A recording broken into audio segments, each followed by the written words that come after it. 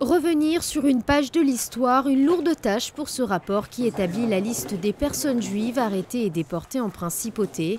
Par une lettre du 17 octobre 1991, Serge Klarsfeld attire l'attention du prince Régnier III sur la mémoire des Juifs de Monaco durant la Seconde Guerre mondiale. Le prince Albert II souhaite aller plus loin dans le devoir de mémoire. Moins d'un an après son avènement, il crée la commission chargée d'examiner les demandes de personnes physiques tendant à la réparation. Dans le prolongement, le souverain demande au gouvernement de constituer un groupe d'experts. Durant 3 années, un travail de longue haleine s'accomplit afin de rédiger un rapport très précis.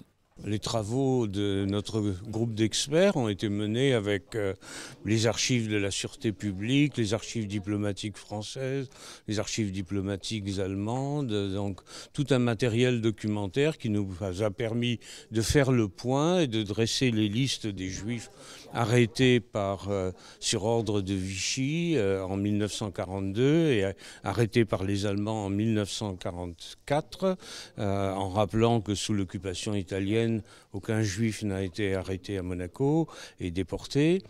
Et donc un bilan qui est un bilan où on voit que jamais la principauté n'a pris l'initiative d'arrêter les Juifs et que c'était sur ordre de Vichy ou par les Allemands directement. Le premier statut des Juifs promulgué le 3 octobre 1940 par le gouvernement de Vichy n'a pas d'équivalent en principauté.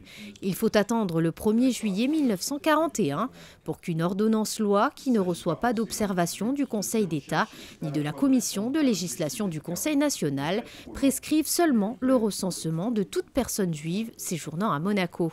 Mais la principauté est liée à la France par le traité de 1918. C'est justement ce biais que le gouvernement de Vichy a utilisé pour exiger en 1942, en août 1942, l'arrestation de juifs qui s'étaient réfugiés 24 ou 48 heures auparavant, fuyant les grandes rafles organisées dans les Alpes-Maritimes.